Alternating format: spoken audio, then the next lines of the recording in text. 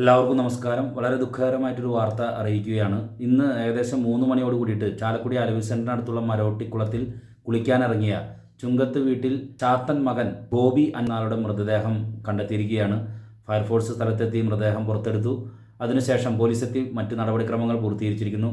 ഇദ്ദേഹത്തിൻ്റെ മൃതദേഹം ചാലക്കുടി ഗവൺമെൻറ് ആശുപത്രിയിലെ മോർച്ചറിയിലേക്ക് മാറ്റിയിരിക്കുകയാണ്. കോടശ്ശേരി പഞ്ചായത്ത് വാർഡ് 20 കലക്കിക്കുന്ന് എന്ന സ്ഥലത്തുള്ള ഏകദേശം 50 അടി നീളം 50 അടി വീതിയുള്ള മരോട്ടിക്കുളത്തിൽ ഒരാൾ അകപ്പെട്ടതായി സംശയമുള്ളതായി അറിയിപ്പ് കിട്ടിയതിനെ തുടർന്ന് ചാലക്കുടി അഗ്നിരക്ഷാ നിലയത്തിൽ നിന്നും assistant station officer T Santhosh Kumar, senior fire and rescue officer PO Varghese എന്നിവരുടെ നേതൃത്വത്തിൽ സേനാംഗങ്ങളായ S Sujith, AV Reju, Niyasudheen AP, C Jayakrishnan, Anil Mohan, ഹോംഗാർഡുമാരായ TA Jose, CS Vinod എന്നിവർ സംഭവസ്ഥലത്ത് എത്തിച്ചേർന്നു.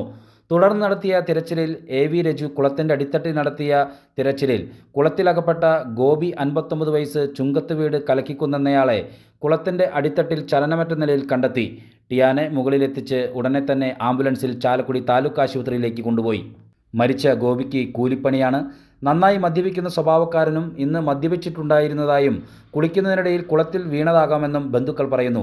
ഗോപിയുടെ വീട്ടിൽ ഭാര്യ മാത്രമാണുള്ളത്. മകൾ വിവാഹിതയാണ്. മരണകാര്യത്തിൽ മറ്റ് സംശയങ്ങളില്ലെന്ന് പോലീസ് പറഞ്ഞു. ചാലക്കുടി പോലീസ് നടപടികൾ സ്വീകരിച്ചു വരുന്നു.